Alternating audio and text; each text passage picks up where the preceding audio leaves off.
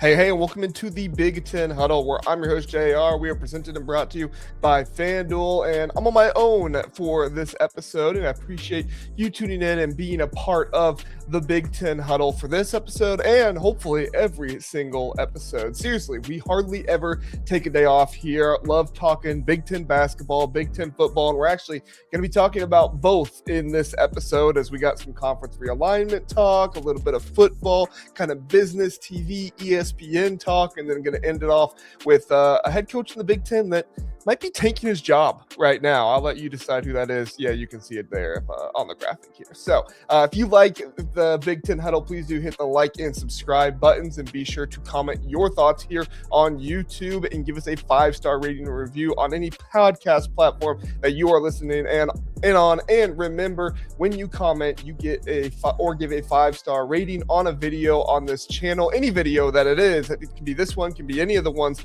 in the month of February. You are entered in to win a free piece of apparel for $100 or less at the end of the month from Home Field. So comment, let me know what you think, and just use the link down in the description if you want to buy some Home Field merch and you don't want to wait for the possible winning stuff there. All right, so let's get into all of this. We got a lot to get to here on the episode, and let's not waste any time. Although we couldn't get Greg Flugar on the show on Monday, Greg did do a show recently about him confirming communication between the Big Ten and Utah. Our guy Greg lit a fuse on this Utah to the Big Ten chatter that could be going on. And it's not just some vague whisper. It's backed up, and a lot of the stuff that we've been talking about here on this channel before. And Greg knows his stuff. Greg does a great job. And now, as Greg said, nothing's done. Nothing's imminent. This doesn't mean that they are for sure coming to the Big Ten yet at this point. Greg wants to make sure everybody knows that. But the dots are connecting in a very interesting way. Utah is doing just fine in the Big 12, but by the sounds of it, they might just be engineering their escape to the Big Ten, and it is all on the backs of their $500 million private equity deal with Otro Capital. So this isn't some NIL booster trying to buy their ticket into the Big Ten or anything like that. You know, we kind of saw that with Sacramento State, North Dakota State. Money is involved, but it's not that exact situation. It's much more complicated than that. And if all goes right for them, it's a calculated power move that could set up Utah for the future very well. You see, back in December, Utah's board greenlit this partnership, spinning off their commercial ops into what they're calling Utah Brands and Entertainment LLC. Otro Capital comes in as a minority player, pumping in cash, while the Utes keep control over the football field, the locker room, and the whole shebang. Their money is up to $500 million over 5 to 7 years, funneled into paying off their debt, creating an NIL war chest, facility upgrades, and the professionalization that comes with all of that. But like Greg said, this isn't about putting waterfalls in the athletic building or anything like that. No Clemson slides or anything. It's a much bigger goal of trying to buy their way into the Big Ten, not just with an outright payment of like, here's $50 million to get us in the Big Ten, but specific program improvements to make them more attractive to the Big Ten. And if you recall, this closely resembles the Big Ten's own flirtation with Big Ten Enterprises. Similar structure to the spinoff media deal rights, sponsorship, and licensing for a for-profit entity. In that deal, UC Investments, right, the thing that everybody loved that we talked about so much, was the minority stakeholder and had no say on coaches or scheduling or anything like that. Nothing on the field. Utah's doing it solo, not the exact same way, not with UC Investments. Like I said, this is with Outro Capital, but it's a proof of concept the league's been craving to see. You see, the Big Ten's $2.4 billion private capital push hit snags from Michigan and USC. But if the Big Ten can show them this works, they might be more inclined to try it. Utah didn't have those issues before because they're obviously the only ones that are in it. And if they all agree, they make it happen. They had unanimous board approval, zero fan, well, not super big fan riots, green lights from the NCAA, and even Big 12 Commissioner Brett Yormark was on board. It's a risk for them, but not everyone else all at once. If this goes well, Utah is going to make themselves a very attractive candidate and not a drag like some people might see them as now. Now, this is a good report. Now, this is good reporting by Greg because the numbers do not lie in this situation. The $500 million will be used to supercharge their revenue streams in a post-revenue sharing world where NIL is eating everything up. Utah's athletic department turned a $4.69 million profit last fiscal year, but with the arms race heating up, they're not waiting for scraps. And then on when you flip the map, Salt Lake City's the 28th largest media market, clocking 1.16 million TV households this season. That's bigger than places like Columbus, Milwaukee, or Harrisburg. Columbus 35th, I believe it is. Markets that are already in the Big Ten fold. And at this point, it's exploding. Young families, disposable income, no NFL team to steal the spotlight away, which I think is a pretty big selling point here. College football owns Utah. It is truly untapped, and for a league chasing national reach, that is absolute catnip for Tony Petitti and the boys. And of course, that should bring in viewership. Last year's Big 12 showdown of Utah and Texas Tech pulled just over 4 million viewers on Fox. Not Ohio State, Michigan numbers for sure. All right. We don't need to get twisted with that, but it shows potential without the blue blood shine. Pair that with their AAU status, and you've got a school checking every box. They have the research muscle, a mountain time zone bridge to the West Coast, kind of some crew over there for them of UCLA, USC, Washington, Oregon, and a fan base that is, that will be very college centric and not have many, pro teams to contend with them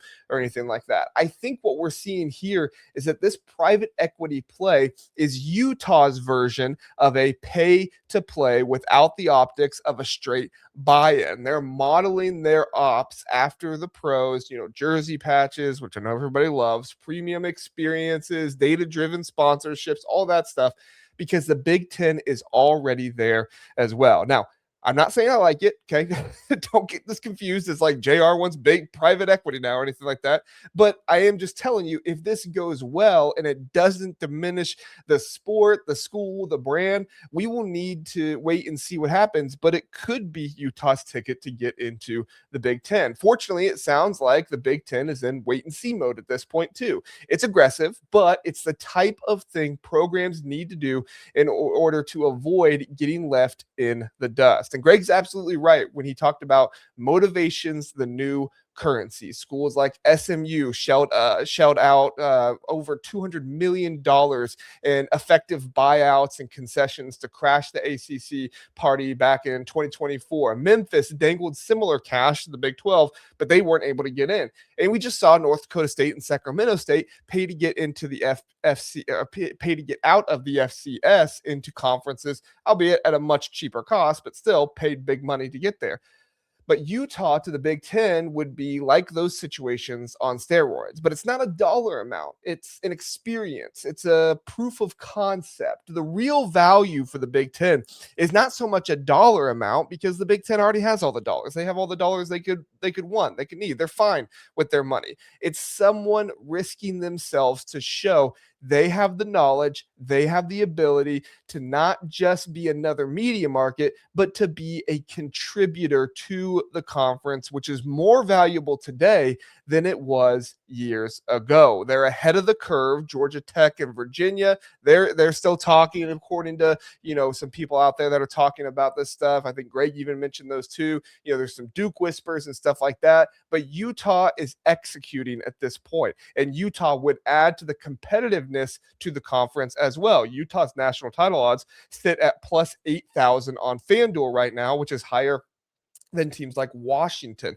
or Iowa. We'll see what their playoff odds look like, but that's kind of the ones we have on FanDuel right now. That would likely change if they join the Big Ten, but it shows they won't be just another 100 plus thousand odds team or anything like that, like we have several of right now. But this is nowhere close to being done tomorrow. Don't get it twisted. Utah's got hurdles, but this could be the exact proof of concept the Big Ten needs. If the deal structure lets them buy outro in a few years, I think the Big Ten calls and lets them know, hey, we are much more interested than we were before. You see, it's not about immediate TV ratings dominance or anything like that. It's about becoming indispensable. Adding them gives the league a footprint from the Midwest to the Rockies, untapped ad dollars, and a program that punches above its weight for decades. Kyle Whittingham built a machine there, and he's in the Big Ten now. So, obviously, but we'll see what they look like now without him and see how they go.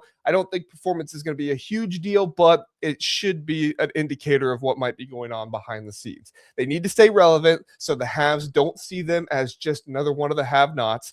So is this Utah's master stroke to crack the vault and, or just, savvy Big 12 survival at this point? Drop your takes in the comments below. Would love to hear your takes on Utah and what everything going on there. Does the market size matter? Does all this matter? Let's hear it. We'll be right back after this.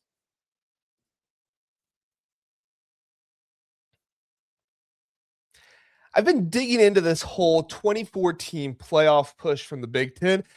And I think there's more here than many people are talking about, because it's not just about expanding brackets to 24 teams, as most casual fans and podcasters and national analysts like to kind of talk about. It's much, much deeper than that. This entire situation and fight is a direct shot at the SEC's throne. And before you call me crazy, before you turn this video off or turn this podcast off, stay with me here for a minute. Just give me a minute or two to let me explain this to you. We all know the SEC has built their empire in college football for many of the past 20 years. Now, the past 3, obviously, Big Ten's been better, but 20 years before that, it was their empire. It was where they crushed it week in, week out by dominating the regular season and creating the perception, that's going to be a big word, the perception that it's only in the SEC where you can see the best college football played. Kind of like your kids, or you as a kid with Halloween candy, right? Everybody had their favorite Halloween candies. You get the favorite, flavor or favorite brand there is, and just decide what the other ones, nothing else will taste that good or look that good, right? I remember those fruity flavored Tootsie Rolls. You guys ever had those? They look like Tootsie Rolls, but they aren't chocolate, and they weren't something I was used to. And when I was a kid, I used to get them and just throw them out, so when I got those, often just thought they were gross, they were worthless, toss them out, who needs them, give them to my parents, whatever. Don't need those things. Come to find out 20 years later, when my kids aren't eating them and they're trying to give them away to mom or dad, I realize, hey, these things are pretty good. I don't hate Tootsie Roll, fruity Tootsie Rolls now, or whatever they're called, but I'm realizing that other candies are a good option too. And that is kind of like what is going on with people discovering the Big Ten right now. For years, people thought the Big Ten wasn't anything compared to the SEC. You might have a few teams here and there, Ohio State, maybe Michigan, a few teams like that. But you've now seen Michigan, Ohio State, and Indiana win it all in back-to-back-to-back years. Meanwhile, when the lights get brightest in the postseason, the SEC is now known to stumble. And that's why they're digging their heels in against this 2014 playoff idea. If the playoff balloons to 24 teams with no automatic qualifiers in just the best 23 plus group of 6 spot, as in the Big Ten's proposal that they had, the SEC risks revealing who they truly are, which is a conference with good football, but nothing overly special like their perception told you for years. They've already been exposed at the top of the Big Ten for showing they are, the Big Ten showing they're clearly the better conference in teams 1 through 3, 1 through 4, whatever you want to call it. But what happens if the rest of the conference starts losing as well? What happens if USC beats Alabama? What happens if Iowa beats Texas? What happens if Washington beats Ole Miss? We've already seen Illinois beat South Carolina, Iowa beat Vanderbilt, USC beat Texas A&M, but those losses were in bowl games. And a lot of times those bowl games get excused away. Oh, we weren't playing our starter. Oh, whatever, this, that, transfer portal. They won't get excused away if it happens in the playoffs, though. They'll be magnified even more, and it would destroy the perception the SEC is desperately trying to hold on to as an untouchable conference with the best depth in all of college football. It could break and shatter like a piece of glass versus a sledgehammer, right? The SEC is the glass, the Big Ten's the sledgehammer. Break it up, destroy it. For many college football fans, the SEC has always been the deepest and toughest league. In reality, it was only about the past 20 years before 2023, but many people think it lasted much longer than that, especially those who don't know their college football history. And unfortunately, those people are more prevalent than we would like to probably know. And in the regular season, people tend to believe it because of rankings, strength of schedule metrics, things like that. However, when you look at the ESPN strength of schedule metrics for the full 2025 season and not just the regular season, things look a little bit different. Go ahead, pull it up and look at it while we're here. Don't turn off the show, but while we're here, pull it up and look at it. Because if I asked you who had the 5 toughest schedules in 2025, you'd likely say, well, Wisconsin's up there, and maybe a few SEC teams, right? Because that's what we all heard from the SEC during the season. In reality, at the end of the season, Wisconsin, Alabama, Florida, number 3, followed by UCLA and Purdue.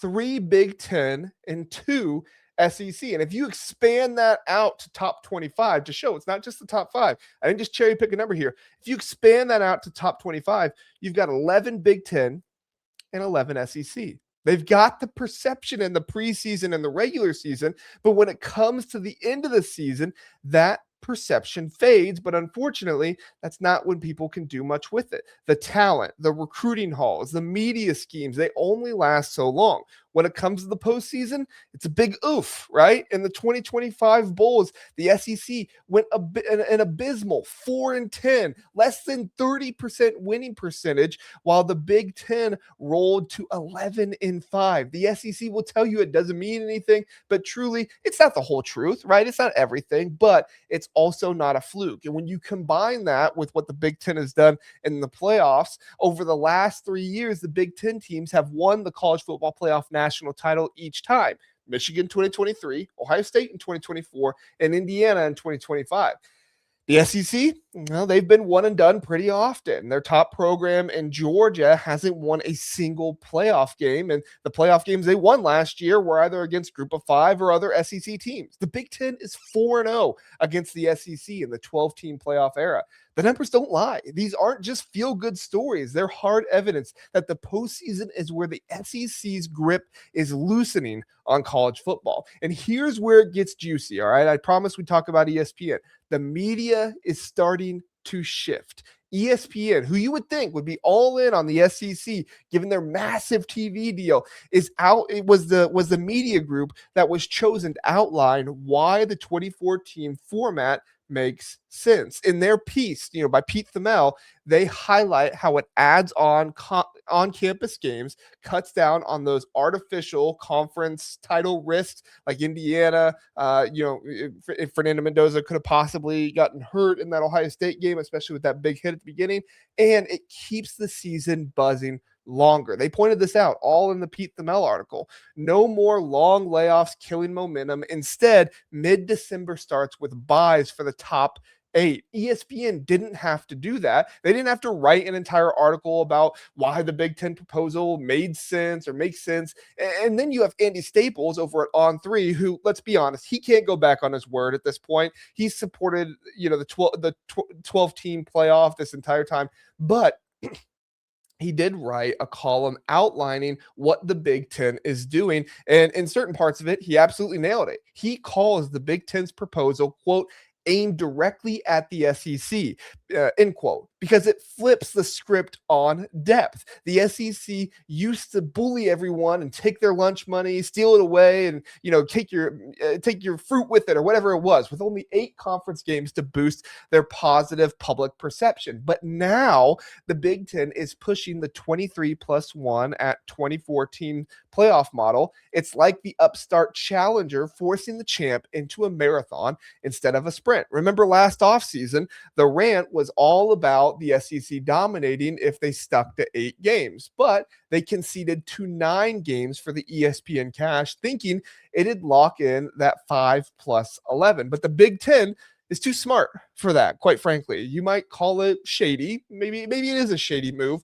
but they moved the goalpost on the SEC. A smart and ruthless decision that, also pissed the SEC off. Let's just be honest. It did. And we probably would be pissed off too if we were the SEC. The two conferences are no longer acting like just conferences. At this point, they're acting like competing leagues. Did you ever see that Happy Gilmore movie, the new one, right? The Big Ten versus the SEC is kind of like the pro golf versus the maxi golf, which is like PGA and Live, but maybe more people have seen this. Now, it's not perfect, but the SEC is like pro golf, although they don't have the established long-term history, right, of 100 years ago. The SEC is an entrenched powerhouse in most public perception today. Massive viewership, cultural dominance in the regular season, and a history that goes back of excellence with their national title run and everything else. It, kind of owns the market through high stakes in conference games and doesn't want to risk its brand by over expanding playoffs or sharing the spotlight, much like the Pro Golf Tour resisted Maxi Golf's flashiness to preserve, the sport's essence or whatever it might be. But the Big Ten is like Maxi Golf with its aggressive expansion at USC, UCLA, Oregon, Washington, and focus on big money media rights. It parallels the upstart league's strategy of using financial muscle to reimagine the landscape. And to some people, they are kind of reimagining college football right now. It's not the same way that Maxi did it, but in some ways it is. It emphasizes late season drama and playoff pushes, potentially taking relevance from the SEC, but risks being seen as more corporate than authentic. The SEC doesn't want a crossover because losing head-to-head risks their brand at this point, just as pro golf didn't want to compete with maxi golf. The SEC fears a larger playoff where their depth would get tested and they might look more mortal than they have in the past. Look at the TV numbers. ESPN's top postseason games in 2025 were loaded with Big Ten flavor. 5 of their top 6 games were either Big Ten teams or featured a Big Ten, were between Big Ten teams, or featured one Big Ten team in the matchup, which could help the SEC not dominate regular season viewership like before. As I pointed out in another episode that I did a while back, I think it was a couple weeks ago at this point, where I talked about all this stuff, ESPN's top 6 were Big Ten heavy, showing the shift going on in college football right now. The Big Ten already averages higher peaks in viewership during rivalry weeks. Why? Because the Big Ten is delivering drama where it counts now. The postseason drives eyeballs, and so does historic hatred. If the SEC breaks away for autonomy like Sankey's been hinting at, what's the point? Or, kind of like the SEC silo like Greg's been talking about, what's the point if they're not fueling ESPN's playoff cash cow? Their perception slips, and suddenly they're the isolated league, like a wrestler going solo without the big stage. Historically, this echoes the late 90s and the early 2000s when the Big Ten and the SEC once again battled over bowl alliances. Last time this happened, the BCS was formed in 1998 after conferences like the SEC pushed for guaranteed access, but it exposed weaknesses. The Big Ten won 3 of the first 5 titles. Now, with realignment, turning conferences into rival leagues, not collaborators, we're seeing that fracture happen again. The SEC concedes on 9 games, thinking it had secured dominance, but the Big Ten's 2014 push is the counterpunch that still has compromise with no automatic qualifiers. They are giving them some of what they want, but I have to believe at some point we're going to see Sankey fire back publicly, probably at the SEC spring meetings. That was when he did it at the end of last season, maybe, floating a split or restructuring talks. Maybe he does come out and talk more favorably about the 2014 playoffs, because if he does try to go against it, I think it'll backfire. With ESPN subtly siding with the Big Ten's plan and their coverage, go read the article by Pete Thamel. You tell me that doesn't sound like ESPN subtly siding with the Big Ten's plan and their coverage to chase people need to remember that ESPN, they don't take marching orders from the SEC. It's the SEC that takes marching orders from ESPN. All in all, this tells us the big fat secret no one in the media is willing to say out loud, but I'll say it because the SEC doesn't control me like they control others national media talking heads out there. The SEC is losing their iron grip on college football. The regular season kings are exposing themselves as postseason pretenders. And this media thaw could spark real fireworks with ESPN reshaping the sport like a tectonic shift that, with the geography and everything else. But hey, you tell me, what do you think? Is the SEC resistance a smart strategy or just fear of the Big Ten's rise? Let me know what you think down in the comments below. Would love to hear your thoughts. We'll be right back.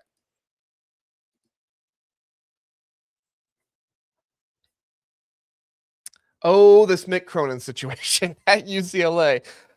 It's an interesting one. It's an ugly one as well. It's kind of like watching a slow motion car wreck on the freeway during rush hour where everybody's honking and nobody's moving. But you've got a coach who's built a reputation as a hard-nosed, blue-collar grinder type of guy, the kind who turns scrappy teams into tournament darlings. Mick should be the type of coach that everybody in college basketball loves. And for a long time, there were people that highly regarded him. I big fan at points in his career with the way his teams played and everything else.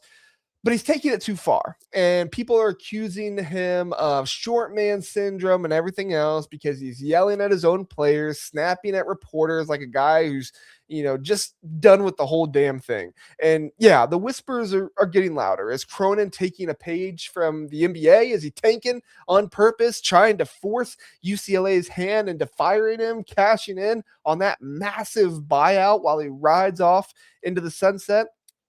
It's not as far-fetched as it sounds, especially when you peel back some of the layers of his frustration with the modern college game and the massive payday Cronin would get. And that's really what I want to try to explain in this video and talk about, is kind of the context and peel back the curtain a little bit. You see, if he gets fired, he has a $22.5 million buyout hanging over everything like a storm cloud. This split could actually be the best for both sides, but obviously UCLA doesn't want to pay $20+ million in their buyout. And just so you know, this isn't just some conspiracy theory wackiness or something like that.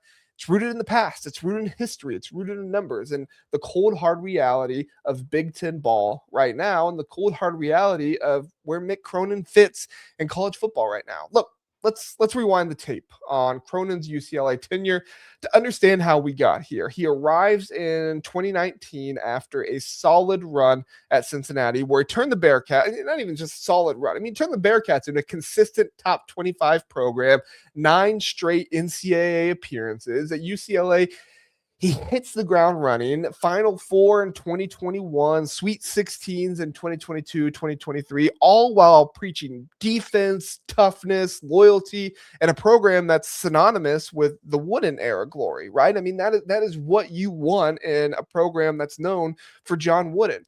But fast forward to now, and in the 2025-2026 season, The Bruins are hovering right around 500 in the Big Ten, sitting at 17-9 overall with a net ranking of 41, which is decent, but nowhere near the blue blood expectations for their program and nowhere near where Mick Cronin wants to be. I mean, their Ken Palm rating has them at number 42 nationally. Not terrible, but also not good. They have an adjusted offensive efficiency that is 47th in the country, and their defensive efficiency is actually worse than their offense at 49th in the country. I mean, solid mid-major numbers, but for UCLA, that's like showing up to a black tie gala in sweatpants. I mean, this is not what UCLA wants, right? This is not what they need. Defensively, they're leaking like crazy, ranking 125th in defensive efficiency at 1.032 points per possession allowed, way off from Cronin's Cincinnati teams that routinely were top 20 in that metric. And on FanDuel, they're even behind USC in national championship odds. Now, USC just lost to Illinois tonight, so maybe those change. But as of right now, UCLA is plus 50,000, while USC, which has Rodney Rice hurt, is at plus 30,000. This is not where UCLA fans expect to be. This is not where Mick Cronin expects to be. And it could lead to Cronin engineering his own exit, like that old office worker who, starts slacking off, hoping the severance package comes or something like that. But this one is on steroids. And honestly, UCLA might not be against it. After that blowout loss against Michigan State on Tuesday, where he ejected his own player, Steven Jamerson, with a late foul that, some people could really get on board with. But of course, everybody's kind of on the lookout for that stuff right now. He also blasted a reporter in the presser. People on X were calling him a bully. Talking about somebody who disrespects players. The LA Times columnist, highly respected Bill Plaschke, and users straight up saying he's tanking for payday. So this isn't an original tanking thing by me. Bill Plaschke said it, which isn't a new accusation, as he allegedly did it at Cincinnati before bolting in 2019. It's all contingent on having it happen sooner rather than later, as his buyout drops from $22.5 million if he's fired before April 1st to $18 million if he is fired after. But UCLA's financial crunch makes that nearly impossible without cause. And let's be real, his outbursts feel calculated, like poking the bear until it swats back, but no smoking gun at this point. It's all interpretive based on a program that's underperformed relative to talent, especially with a portal-heavy roster that is talented but disjointed at this point, because it doesn't feel like the team is built around what Cronin wants them to be. Here's where it gets interesting. Without the buyout elephant in the room, a mutual parting of ways would honestly be a win-win. Like two friends who were finally admitting the relationship's run its course after too many arguments and not working out together. But Cronin, he's been vocal, very vocal, in fact, about hating the current college basketball landscape. He's compared it to the MLB's, haves and have-nots without a salary cap, calling it, his word, shame that NIL creates uneven fields where recruiting is all transactional at this point. He's lamented the transfer portal turning players into annual free agents at this point, joking about, the harsh reality of trying to re-recruit guys who chase money and how it erodes loyalty and, his words, fidelity to a higher cause, is what he said. After losses, he's ripping his team, calling them soft with a glass jaw, blaming apathy on frequent transfers, and don't forget last year's rumor where he griped at the Big Ten travel schedule after leaving the Pac-12, calling it exhausting and unfair for his team, though he denied wanting out. The man's 53, all right? It's not like he's going to retire tomorrow or anything like that. But with nearly 500 wins, he could go somewhere else, possibly at a lower level, maybe even another Power 4, Power 6, whatever, Power 5 school at this point. And maybe go back to Cincinnati or a mid-major where he can build without the NIL circus as much. Obviously, it's always going to be a factor, but maybe not as much. Could it recharge him? Could it be good for him to, kind of do a startup? Well, for UCLA, if they're willing to commit to basketball like they have shown some in football with Bob Chesney and their hire, with them, they kind of could be a little bit of a sleeping giant at this point that's been dozing off for too long. And Cronin's style of, tough love and defense first feels mismatched in the NIL era, where players want empowerment in NIL deals, not constant criticism. The Bruins got talent via the portal, but cohesion's lacking, echoing last year's international heavy flop that snapped, their 12-year tourney streak. A new coach could possibly inject some energy, leverage UCLA's brand for top recruits, and adapt to the portal without the public griping and the complaining that, Mick Cronin's kind of been known for. It's like a company shaking up their leadership, trying to pivot. UCLA needs someone who embraces the chaos and doesn't try to fight it every step of the way. Think back to historical parallels, like the last time this happened with a big name coach itching for an exit. Remember Tom Crean at Indiana? Not exactly the portal and NIL era, but he was bought out for $10 million in 2017 after years of underachieving, post-rebuild with fans fed up and the program stagnant, much like UCLA now at this point. Now, it's not been stagnant for long. It's only been, 2 or 3 years, two years at this point. 2 years at this. Two or three, I can't remember at this point, but could be closer to home. If Cronin gets closer to home, that could be good for him. His own Cincinnati departure in 2019, where he was rumored, where he swirled back, and he kind of, people accused him of checking out back late in the season, leading to a subpar finish before jumping to UCLA. It's not uncommon. Coaches like Fran McCaffrey at Iowa got the boot in 2025 after 15 years of fiery meltdowns and inconsistent results, freeing both sides to move on, which, he didn't want to move on. It's not like he was tanking or anything like that, but they did move on for him for some of the stuff like that. Evidence backs it up. Buyouts in college hoops are ballooning at this point. Cronin is one of 9 coaches who currently have a buyout of over $20 million as of last year, and schools pay up when the fit's wrong for their school or when that's giving them a bad reputation. UCLA's offset clause means they might not pay the full freight if Cronin does land a job elsewhere, but still, that buyout's the roadblock for them. Honestly, with games against Purdue and Ohio State looming, who looked really good after that in that Wisconsin game, if UCLA drops both of those games and Cronin's post-game rants, keep going viral again, and the fire him chorus will continue to sing at this point. But hey, that's just my take as someone who is not completely from the outside looking in, but somewhat from the outside. But I've seen many coaching carousels at this point. Nothing's too crazy to happen. Kevin Willard last year was pretty crazy, but after that, I'm going with anything can happen at this point. But what do you think? Should UCLA bite the bullet on the buyout, cut ties, or is Cronin worth riding with through the storm? And it's just a bad couple years. Let me know what you think down in the comments below. Very curious what you guys think. And that'll do it for this episode of the Big Ten Huddle. Thank you so much for being here, listening, watching the show. Share with a friend. Tell a friend about our Big Ten basketball, Big Ten football coverage here, conference expansion, conference realignment talks, and everything else. We got it all here at the Big Ten Huddle every single day. And if you don't mind, pray for my daughter. She got sick tonight, so I'm actually recording this at like 1 a.m. But I am doing my best to give you guys an episode every single day.